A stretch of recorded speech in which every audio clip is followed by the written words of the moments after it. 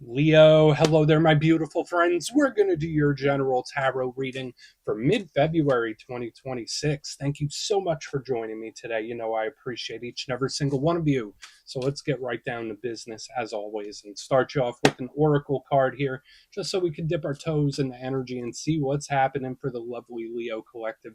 Hope you're all doing fabulous and fantastic, my friends. Let's get it going here. My guide, spirit team, talk to me. What do we got for these beautiful Leos in mid-February? What energies, messages, insights can we take a little peek at? And yeah, we're just going to take a real quick look at this first card. Then we'll get into the full reading itself. At the very end, I'll pull you a bonus card from the Shadowland Tarot just to see what might be in the shadows or what shadow work you can lean into, which is always interesting. But let's get it going here. Let's rock and see what we got for Leo in mid-February. My guides, what's the vibe? And yeah, I hope you all had a very happy Valentine's Day. As you can see, I'm in the season spirit. I love to mix and match the backgrounds. So it is very lovey-dovey around here, my good friends. Okay, this energy with this card, not quite as much. It is a little more stern and swordsy, if that makes sense. I know the imagery itself looks a little bit goofy, but this is more about the logical mind when I see this first card, which again doesn't have to be a bad thing. There's a lot of great aspects to it. It's very sharp. Now, before we fully dive into that, if you're new here, I'll be speaking about the February subscriber surprise towards the end, so you might want to check that out. And also, if you could kindly illuminate that like button by tapping it right on its third eye, you know I'd greatly appreciate it. But enough of the promo, back into the reading. Let's talk more in depth about this card. So as I mentioned, the imagery itself does look a little bit goofy, right? Like we have this monkey dressed up as Shakespeare, has the big collar going, looking at the skull, contemplating existence, contemplating life, thinking the deep thoughts. There's lots of books and a typewriter and all sorts of mathematics and binary code in the background. So to me, this is like a genius level type of card. Now, in the good sense, when we're talking about logical, straightforward, pragmatic energy, this could be telling me that either you're information focused in this time, where there's something I'm trying to feed my brain with or something I'm trying to figure out, because this is huge for problem solving, which is a plus. That's a bonus.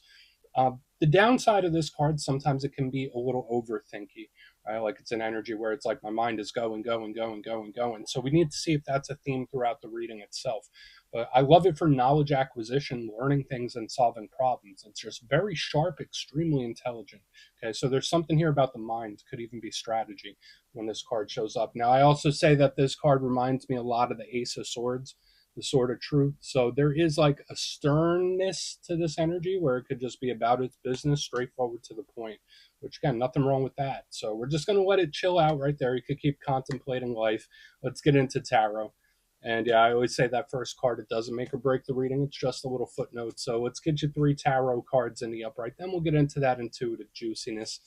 Shuffle it up one time here for the lovely Leos. What's happening?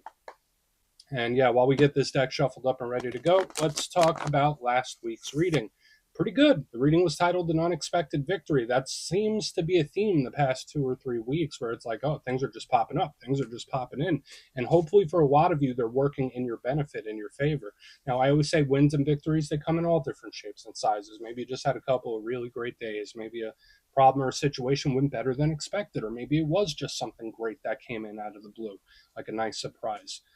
But that energy could bleed over for a couple weeks, so keep that in mind. Even if you didn't count a big victory yet, that could still be in the energy.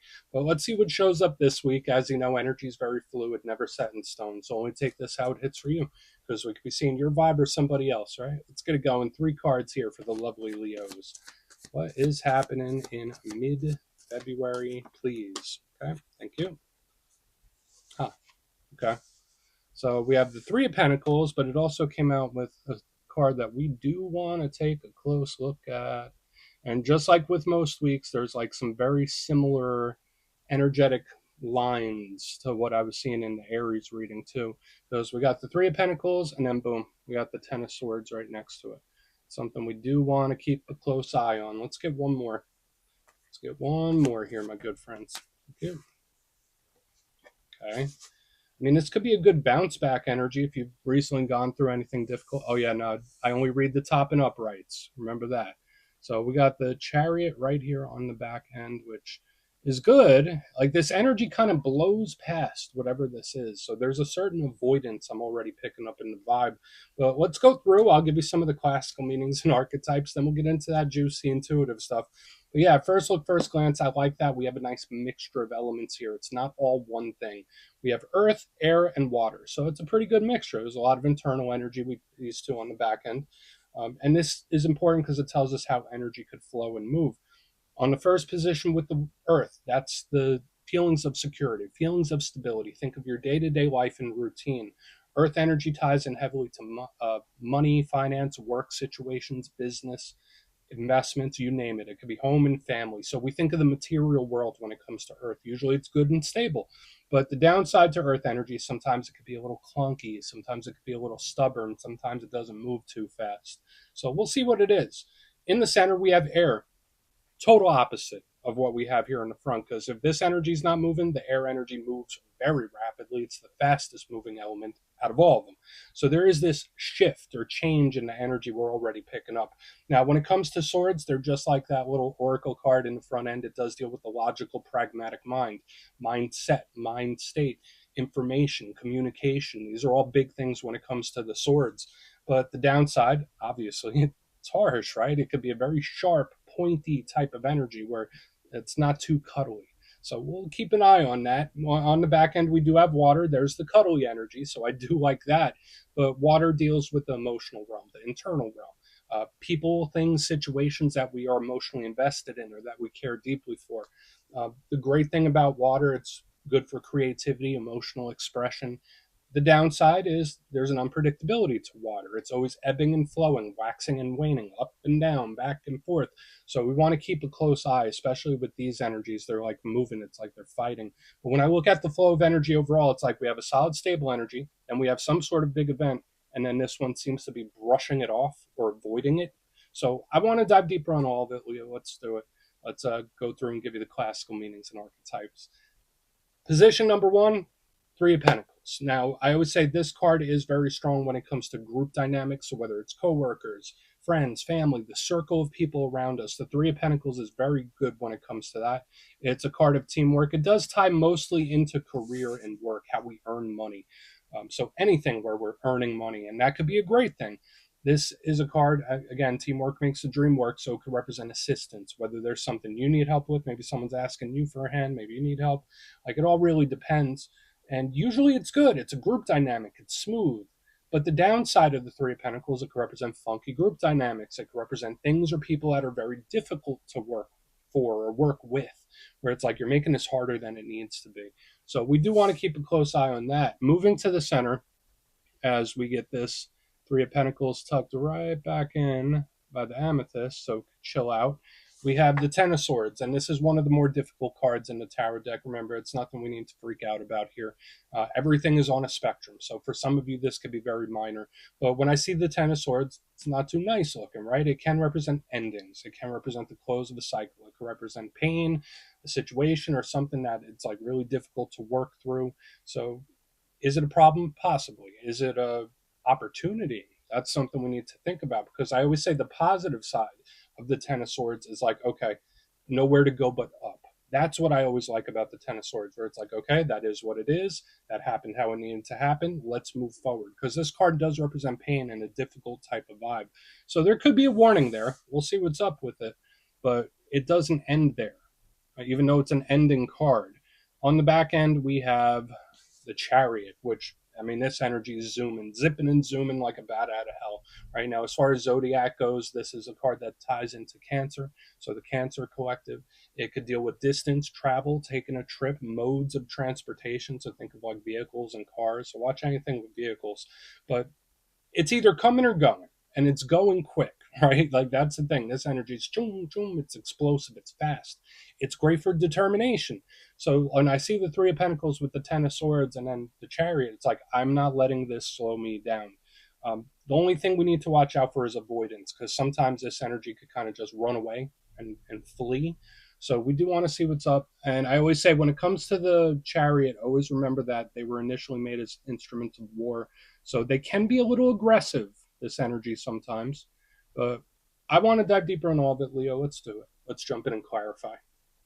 Okay, let's get a good shuffle here for you, my friends. What's happening for my good Leo friends? And yeah, this is where I go intuitive with the message, which means I just tell you how it feels to me. So feel free to do further research or rely on your base knowledge of tarot. Because as you know, every single reading is about the reader's interpretation, and I'm just giving you mine. Let's go in on that Three of Pentacles. Let's see what's up with that. And yeah, if you're a reader yourself, please feel free to play along. That's why the box is here. If you're feeling any messages you want to give to Leo, you could drop it in the comments. I don't mind at all. Okay, Three of Pentacles. What's happening here? Thank you. Okay. If you're manifesting something, this is a very good sign. I like how this energy seems to be presenting itself, and I like how it's coming in. And I always say that we're all manifesting, whether we realize it or not, whether it's through meditation, prayer, visualization, writing lists. This energy is always creating. There's really great energy around like work, business, finances, which I think is a theme for fire signs. So just know if you're having difficulties with work or people you work with or money in general, like this energy around work and career, I'm liking it. It feels really good to me. But the magician draws energy to it, and naturally, Leo energy does that without trying as well. So, like when I see the Three of Pentacles with the magician, it's like, oh yeah, here it comes, here they come. I'm pulling this energy in, even if I'm not purposely trying to do it. So, if you are manifesting something or trying to purposely bring something in, this is a good sign, especially with the magician, the master of all elements. There's a level of control here with this card that I love. So we're starting out pretty good. I mean, unless if we get very specific, when I see the magician with the Three of Pentacles, if there is someone where it's like they're trying to control something, like control a narrative, or you ever know when you work, when you're working and someone acts like the boss, but they're really not. It's like giving me that kind of vibe too. So watch out for any people that do that, where they're trying to control something. I don't want to turn it into a negative thing, but with the Three of Pentacles and the magician, it's like somebody trying to keep their thumb on a situation or trying to control the outcome. And it's like they have teammates too, which is really odd. So it's great for work. We're going to keep going. Great for work, finance, business. Great for manifesting in general. That's the only thing I don't like is the control aspect. Let's see what's up with the Ten of Swords. Why is the Ten of Swords here? Please. Thank you. Okay. It's just so random. It's like completely random. So we have the Page of Pentacles in the upright. Now, I will say this for some of you, like this is an energy that does kind of come out of the blue. It can represent like someone closing the chapter on something or changing the chapter where it's like, no, yeah, I'm stopping this. It's like, wait, but everything was going good. Everything was going fine. Why? The energy is just super out of the blue. Watch out for people that say or do things just to get a reaction, because that's another thing that I'm getting here where it's like, I know things seem to be going fine and someone tries to needle you or they try to say something. So there is this energy here either of an ending that kind of comes completely out of the blue, which kind of fits what we've been seeing in overall energy for Leo, where it's like we got good stuff coming in, but then we have this energy where it's like everything was going fine. What the heck is going on here? It's just baffling to me. So I do want to see what's going on here. We have this little flight response energy happening as well. But at the same time, there's this odd energy around communication or messages where to me it feels like somebody who's trying to get a reaction. So when we have this energy, when we have little layers of control, and we have this energy that's trying to get a reaction or trying to plant information, it's so odd to me. There might be a very specific individual that spirit wants you to keep a very close eye on or beware of in this time. It doesn't feel like the world's out to get you, but at the same time, it feels like an energy that's trying to poke and prod, trying to get a reaction for a very specific reason. So watch out for stuff like that. We're going to keep going. Yeah, there could be a very specific individual spirit just wants you to keep an eye on. Because it's like, no, they're trying to get a reaction out of you. Um, you know how sometimes people they might be going through something difficult, but they really pour it on thick. I'm getting that too, and not to downplay what someone might be going through. I never want to do that, but there's a certain level in the undertone of the energy that seems like it's over exaggerating. So also watch out for people that make something small into something very big. Let's go in on the Chariot, and then we'll do a quick recap before we get into the shadow. I know I'm getting very specific here. Only take what hits, of course. Let's see why the Chariot's in the mix. Why is the Chariot here? Thank you. This energy is like, ignore it. So there could be something or someone that spirit's like, listen, Leo, don't even feed it. Don't feed it. Don't feed it any of your attention. Don't feed it any of your creative power. That's how it feels to me. I have the Three of Wands in reverse underneath the Chariot. And this energy to me is like, no, I'm not looking at it. I'm not going to give the reaction that this person wants. That's how it feels to me. I know it's very specific, but there could be, and I'm a big action oriented type of guy. I'm a fire sign myself. So I always feel like when things pop up or when things are bothering you, it's always good to take the head on approach, right? I sound like the classical Aries I am. And I know Leos are very similar, where it's like we see a problem, we fix a problem. We don't usually like to let things linger. But there is something here with the Chariot and the Three of Wands where Spirit's like, ignore it. Don't pay it any attention, at least for now. Like if there's this energy that's trying to get a reaction or a person, or they're playing word games, word salad, whatever it might be, Spirit's like, don't even give it any of your attention here. Great energy around keeping it pushing, keeping it moving. I don't know how that fits into what you might be going through, but it's like maybe just stay in this energy, even if this one's trying to break that stride. Now, the Three of Wands, it did show up in reverse. It is another card of manifesting and creating. So that's one thing I want to reiterate once again. There's a lot of creative power around the Leos this time. Doesn't matter what Leo placement you have. There's a lot of creative juices flowing, which I love. But usually in the upright, this energy's focused. It's like, oh, those ships are coming in. It's almost here. It's almost here. And it's like hyper focused on the ships that are coming in. When I see it in reverse underneath the Chariot, it's like, don't even pay it any mind. It'll get here when it gets here. Or don't even pay it any attention. That's going to do what it's going to do either way. So there might be someone or something or a situation that Spirit wants you to not feed energy into. That could even want you to just ignore it completely and act like it doesn't exist for the time being. And again, this could be for cross watchers too. But let's go through and do a quick recap. Then we'll get into the shadow. We got hyper specific in a few certain areas. I feel neutral overall, but if you kindly look in the box, position number one, we have the Three of Pentacles with the Magician. We started great, and I did say for a lot of you, you're creating, manifesting, pulling things towards you, even if you don't realize you're doing it. So try to keep the mindset right in this time, because it's like I'm creating without even trying, which could be a good thing if you could focus it. The downside, if there's like somebody that's like trying to control a group or control a narrative, and it does have that little gossipy undertone as well, and it gave me that vibe of someone who acts like a boss even when they're not. um, in the middle, we have the Ten of Swords with the Page of Pentacles in the upright, and this feels, either one, it's somebody that like things are going great, things are going smooth, and it's like boom, we have this ending out of nowhere where it's like, why? But why? Everything was fine. I don't get it. I don't understand. But for another portion of you, it does also feel like a warning or a person to beware of, especially if you deal with any people that say certain things to try to get a reaction. Um, like Ten of Swords with the Page of Pentacles, there is something around the talk or a message that is, it's being used as a tool to try to get a reaction or a response. So watch out for that. Then on the back end, we have the Chariot with Three of Wands in reverse. Spirit is telling you to be very picky about who and what you feed your creative power to, or the things that you pay attention to. There could be something that Spirit wants you to pay no mind and don't even think about it. Like just ignore it for the time being, especially if there's an energy that's acting out. So we're just going to leave it at that. Please take a screenshot if you want to look into it further. Let's see what's in the shadows. Okay, let's get a good shuffle here. What do we got for the lovely Leos? Please, what's happening for my good friends? And yeah, I always like to pull one shadow card at the very end just to see whether it's something within you or something you don't quite see. Shadow cards don't always have to be a challenge. They could be a good thing. So let's get you one. And yeah, if you made it to this point in the reading, please feel free to check out channel memberships. I'll put a link for it in the comments below. It's a beautiful way to support the channel, and I have much love for all my channel members. Okay, let's get this shadow card going. Real quick, nice and quick.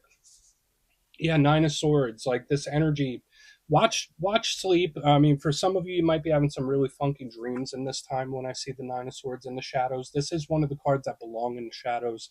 It's also one of my paranormal cards, so I know that's very specific. So some Leos might be having a little more paranormal experience than you normally do when this card is here. But it is also stress, anxiety, nervousness. It's really high strung. So if you're not naturally a night owl and you're losing sleep, Spirit wants you to rest and recuperate in other ways. But the energy's on edge. And it kind of ties into what we saw within the reading itself. Remember, I was saying like someone you might need to be aware of that's trying to get a reaction, trying to make you say something. It's like I'm fishing for something. And the Nine of Swords is purposely increasing the tension. So if there is something where it's like highly stressful for you and it's like really bothering you, you know, I would circle back to the advice where spirit's like, if you feed it more creative energy, it's just going to continue to loop. Either that or someone you're connected to is like really high strung and stressing. So we're just going to leave it at that, Leo. That's what I have for you this week, my friends. Don't click away just yet, though. I'm going to give you the details of the February subscriber surprise. If you would like further insight on your situation, you could book a personal reading with me at my website, mastermetaphysics.com, so we could have a little chat. My February calendar is up, so go check that out. They usually go pretty quick. But for the February subscriber surprise, we're doing a nice different style this month. We're doing a winner's choice. So the winners, which will be 3, will have their choice of the Tarot of the Owls, the Gilded Tarot Royale, or a handmade crystal pendant from my shop, mastermetaphysics.com, once again. So if you'd like to get your name in for this, it's 2 simple things. As always, my friends, first, you must be subscribed. And second, let me know down in the comments, out of all the cards we saw in this week's reading, which one caught your attention the most, whether it really inspired you or hit you right in your feelings. Anyone that stood out to you, and you'll be entered to win. And at the end of the month, the winners will be announced in my community tab. As always, my friends, much love, and I'll see you soon.